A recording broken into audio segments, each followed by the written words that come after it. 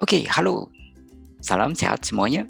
Hari ini kita akan membahas tentang satu sekolah yang sangat luar biasa karena sekolah ini adalah besutan dari salah satu universitas yang sangat terkenal di Solo, ya, di Surakarta, yaitu Universitas 11 Maret Surakarta yang memiliki sebuah sekolah vokasi, sekolah pendidikan terapan yang mencetak tenaga-tenaga handal memiliki kemampuan dan skill yang sangat tinggi, dan tentunya kompetensinya tidak diragukan lagi. Nah, hari ini kita akan membahas dan mengupas tuntas apa saja sih sebenarnya yang ada di dalam sekolah vokasi UNS tersebut. Oke, simak videonya sampai selesai ya.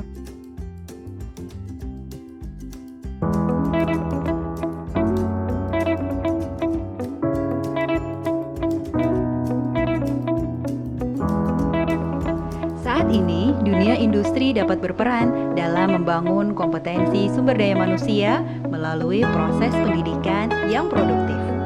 Sekolah Vokasi Universitas 11 Maret Surakarta hadir sebagai jawaban atas kebutuhan tenaga kerja di dunia ini. Kami memiliki 27 program studi dari berbagai sektor yang terbagi menjadi bidang ilmu eksak dan non-eksak.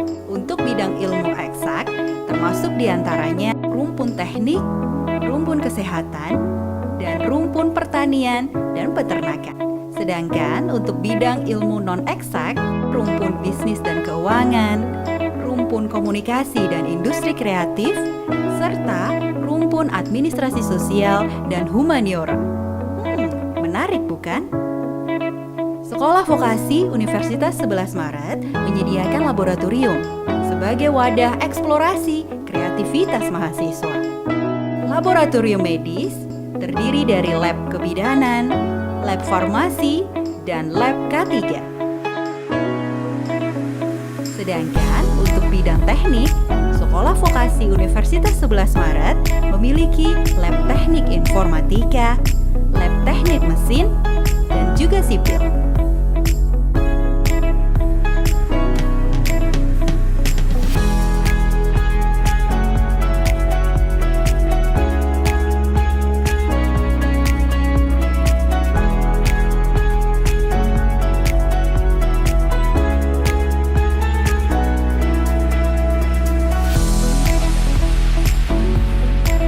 Selain itu, kami juga memiliki laboratorium sosial humaniora yang merupakan sarana praktikum di lingkungan kampus.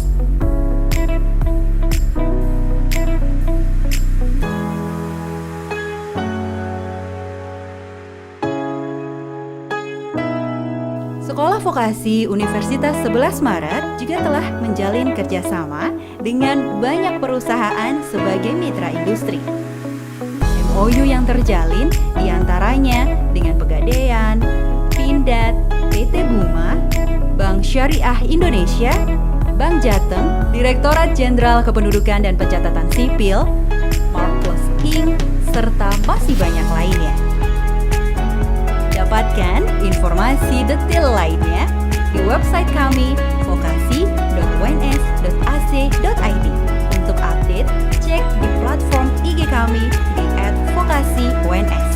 Jangan lupa untuk like dan subscribe di channel YouTube kami di Sekolah Vokasi UNS.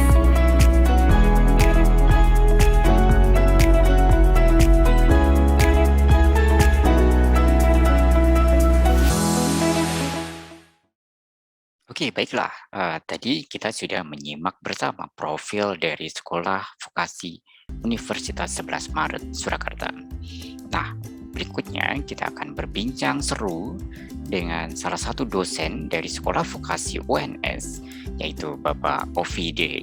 Ya, kita panggil Bapak Ovide sekarang juga. Baik, ya. Terima kasih Bapak Ovide sudah berkenan untuk sharing dan berbagi informasi bersama kita. Nah, satu pertanyaan untuk pembuka ya Pak. Sebenarnya apa sih yang ada di dalam sekolah vokasi UNS tersebut? Kalau vokasi UNS itu diresmikan itu 2019 ya, 2019 kayaknya, 19 pertengahan itu apa.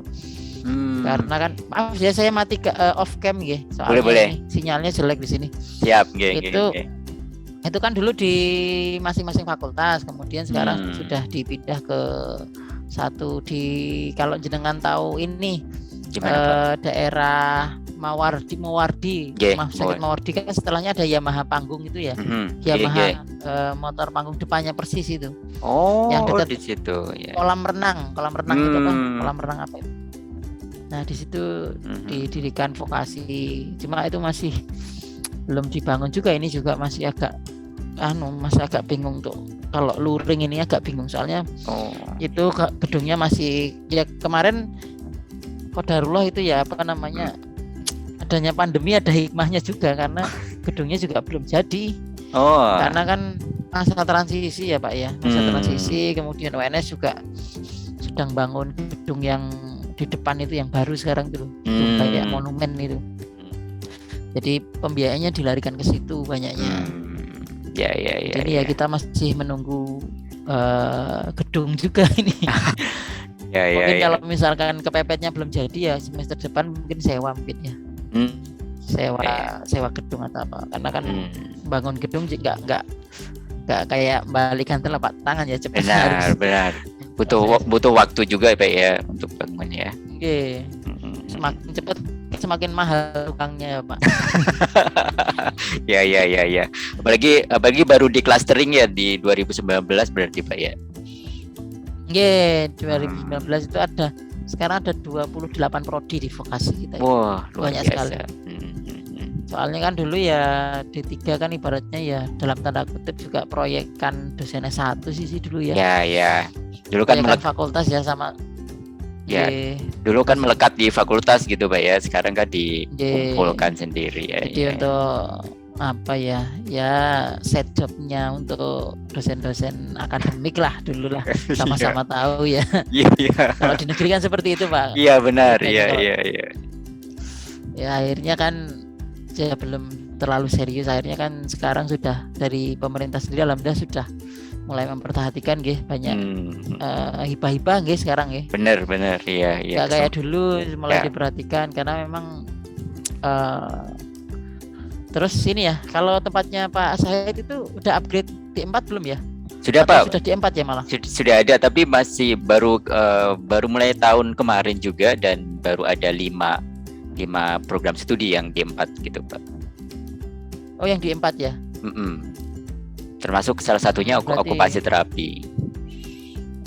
Berarti gercep ya, gerak cepat semua ya ini, soalnya kan memang kemarin juga kita banyak FGD juga, jadi prodi itu banyak bertanya-tanya ini nanti lulusannya gimana, diserap dan sebagainya. Kalau dari sisi industri sih memang kemarin kita FGD sama industri ya, alumni yang ada kerja di Gojek, kemudian di di startup gitu ya, sebagian itu.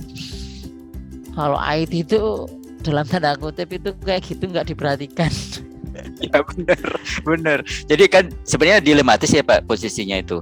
Kalau di-upgrade ke D4 itu mereka ya punya ijazah doang gitu kan. Ibaratnya nanti kalau ketika kerja ya levelingnya tetap sebenarnya nggak ada bedanya antara yang D3 dan D4 begitu kan. Dilematnya di situ ya sekarang ini kan. Ya. Terus juga mereka kan kalau nambah waktu itu kan nambah biaya lagi Pak. Harus ketika udah praktis dan cepat selesai itu kan ya. Udah kerja ya kan. Ya, harusnya udah kerja kan. Tahu sendiri kan kalau yang D3 kan rata-rata kan pengennya harus langsung kerja, bukan kayak S1 nggih. Bener, nggih. Nah, itu jadi pertimbangan juga dari kita. Terus dari kemarin ya sempat tanya dalam tanda kutip, mahasiswa kita kan kerja di sana, sudah jadi HRD itu.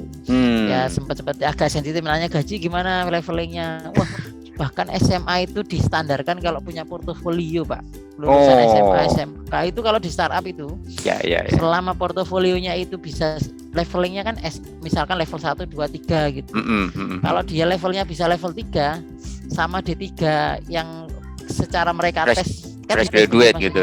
Iya. Ya fresh sama-sama fresh graduate punya portofolio. Itu yang SMA bisa gajinya lebih besar dari S1 bahkan. Oke. Jadi Ya. kalau startup itu based on nggih. Portofolio agak Iya, ini ya, unik memang. Dan kemampuan ya Pak ya, di perusahaan-perusahaan startup itu memang apa yang kamu bisa tunjukin ke saya, lalu nanti ya itu kita hargai gitu, ibaratnya kayak gitu kasarannya Pak ya. Iya. Ya. Dan based on skill ya, soalnya kalau Ya, di situ benar. kan rata-rata langsung skill. Beda kalau akademik juga harus didukung sama kemampuan riset dan lain Ya, sebagainya. iya. Cuma yang jadi pertimbangan kita itu kemarin itu ini karena sebagian mahasiswa itu masih senang jadi PNS ya itu di pemerintahan akhirnya ya kemungkinan jadi pertimbangan. Ya. Karena nggak semuanya kan di startup kan kompetitifnya dalam tanda kutip kompetitif sekali ya. Ya, dan cukup tinggi Pak ya, kompetitifnya ya di perusahaan swasta dan startup itu kan tinggi ya. Oke, apalagi yang kayak gitu kan levelnya mesti mencari yang sudah ya ini ya sudah secara coding sudah bagus kalau programming ya. Kebetulan kan saya di grup riset imersi teknologi ya. Jadi di D3TI UNS kan ada grup riset, ada 3 grup riset.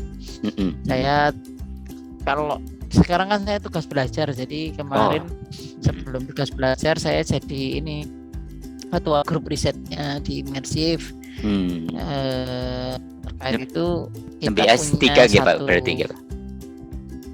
ya alhamdulillah ini sedang baru jalan semester 1 ini. Alhamdulillah ya. Semoga lancar Pak ya. Amin. Ya. Tadi juga baru pengumuman ini beasiswa BRI-nya baru turun SK-nya. Alhamdulillah ya luar biasa. Oke. Ya terus Pak lanjut ke Pak.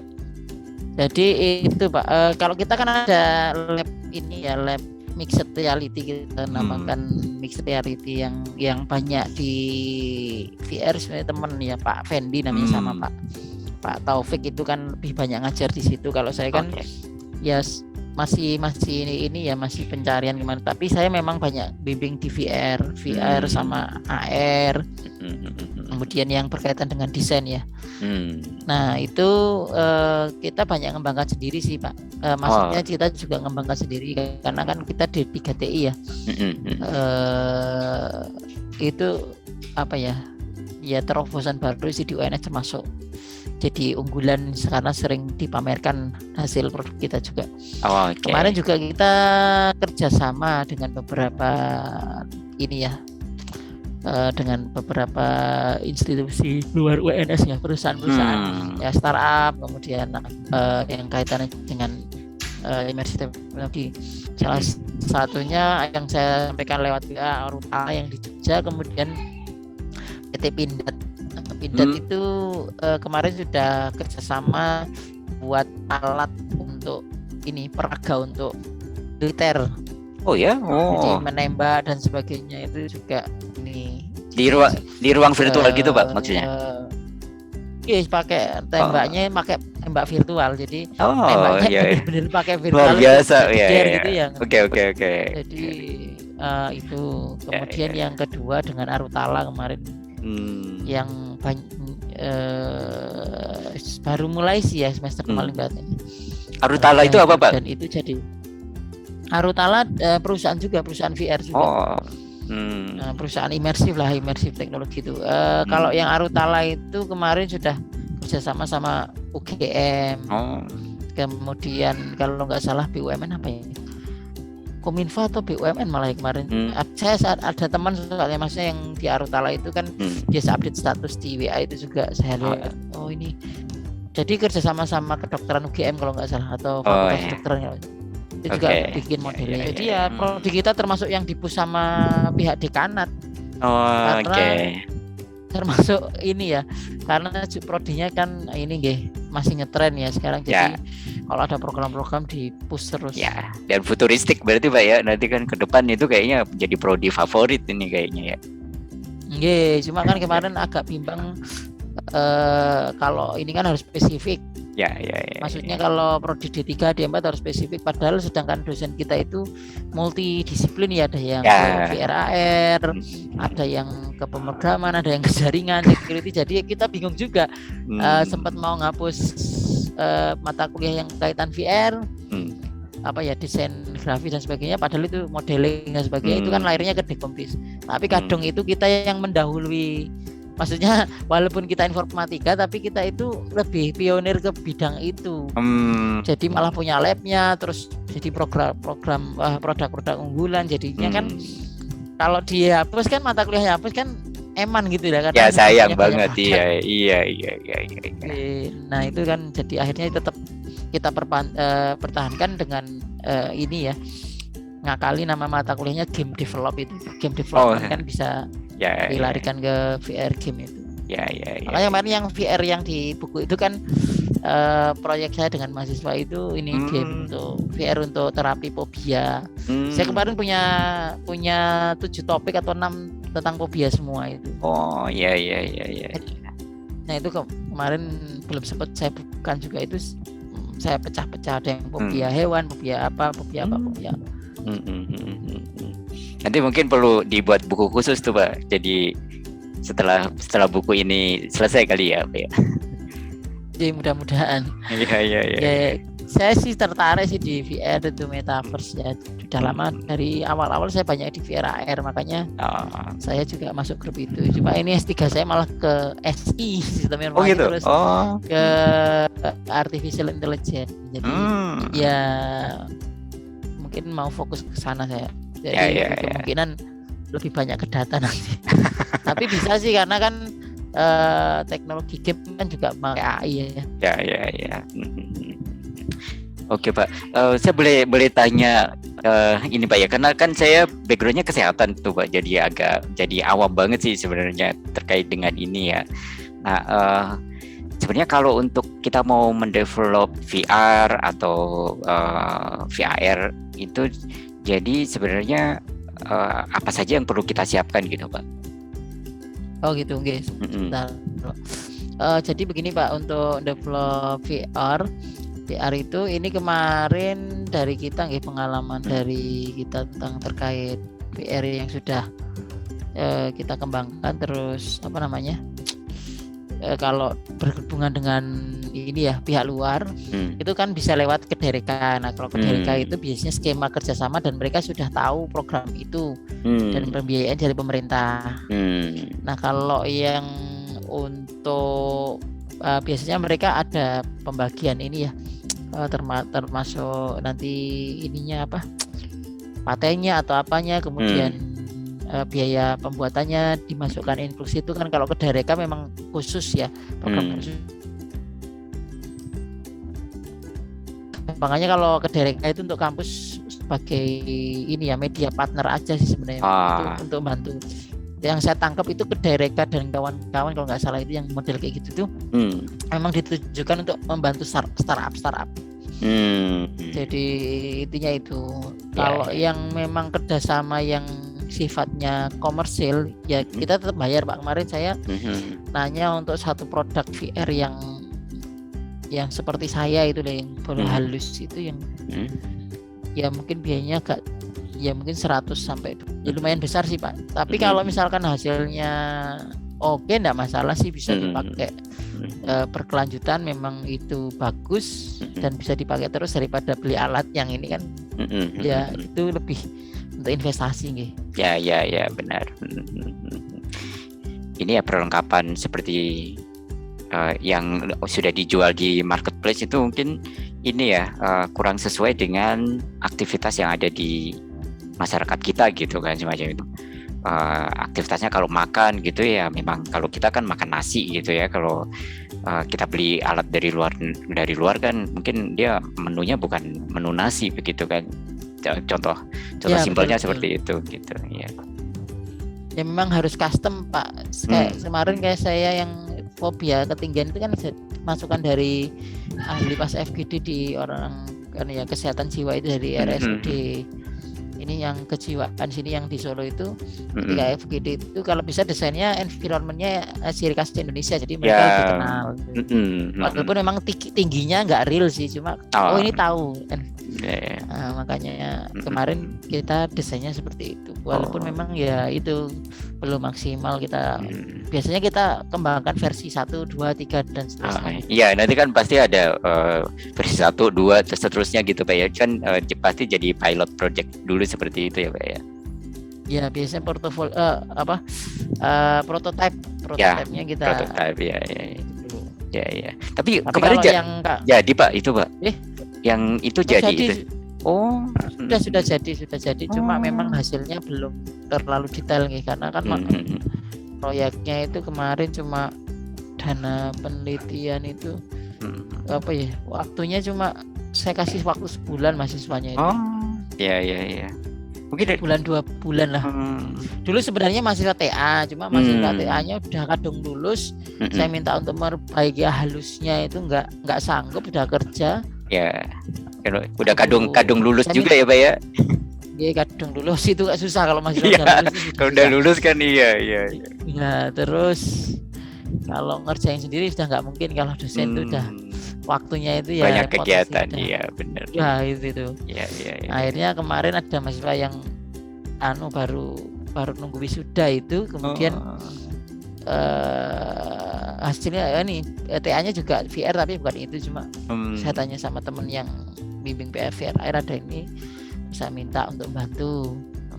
Dan alhamdulillah kalau di UNS sendiri dapat ini ya, mahasiswa mulai 2 tahun ini bisa masuk ke ini, ke apa istilahnya, ke web pengelolaan ini, ke pengelolaan untuk ini upload proposal itu bisa masuk list ini, tim peneliti. Mereka belum dapat kerjaan, jadi alhamdulillah ya ini sudah dapat kerjaan sih di Jogja.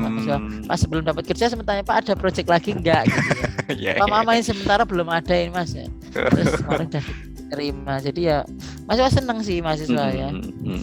Karena untuk mahasiswa yang baru belum lulus sudah besar itu Pak. Iya, udah besar dan mereka dapat pengalaman gitu kan, dapat nanti bisa ditulis di portfolionya mereka juga kan, itu. Ya betul. Itu kesempatan yang sangat bagus ya kan. Ya. Ya ini juga kemarin mau saya hakikan. Yang kemarin itu harus saya buat. Saya minta tolong mahasiswa yang itu, saya minta untuk nuliskan dokumentasinya yang kemarin kan banyak di dokumentasinya banyak di laptopnya mahasiswa, jadi kayak kode programnya, kemudian apa namanya itu screenshotnya itu saya minta. Mungkin nanti bisa ini kali ya kita kolaborasi untuk pengujian risetnya mungkin ya Pak ya, ke klien, ke pengguna langsung gitu, ke user mungkin ya. Iya bisa, kalau yang kebetulan kemarin belum kita ujikan karena memang nyari yang fobia itu ternyata susah Pak. Susah ya. Ya beda kalau yang mohon maaf yang stroke. Ya. Itu kan jelas ya pasiennya. Lebih banyak ya. Sebenarnya juga dulu saya memang mau fokus di bidang kesehatan untuk terapi gitu ya. Cuma sumber ahli di bidangnya itu yang kadang kita itu nggak banyak, itu baru mulai kolaborasi kan sekarang sama prodi kedokteran juga di ini ya itu. Kalau dulu kan cenderung ke apa ya, sektoral masing-masing ya. Nah, sekarang sudah mulai didorong untuk kolaborasi riset dengan berbagai bidang gitu ya. Iya alhamdulillah ya mulai ini. Ya. Insya Allah kalau dengan kita cocok kayaknya Pak untuk pengujian itu Pak nanti. Nggih boleh nanti. Bisa nanti kalau ya. Nanti bisa, asal ada topik juga kalau misalkan mau kolaborasi antar PTNBH kan kelihatannya bisa juga riset. Iya, benar. Nanti kalau kira-kira ada kesempatan nanti kita ini Pak ya, kita rembukan gitu. Nggih. Siap, nggih. Ya pun katanya pun mun dalu mungkin nek ganggu Pak Ovide niki. Ya pun mungkin terima kasih banyak nih atas waktunya ngerepotin malam-malam Pak Ovide ini. Siap, nggak apa-apa. Santai mawon ya, banyak tambah relasi, tambah teman ya. Ya pun matur nuwun sangat nih Pak nggih. Nggih, sami-sami Pak. Siap. Nggih, Nanti kalau pas mudik kabar-kabar mawon. siap, nggih, nggih. Baiklah, terima kasih semuanya sudah menyimak videonya sampai selesai dan semoga bermanfaat. Jangan lupa di-share, di-like, dan subscribe. Terima kasih.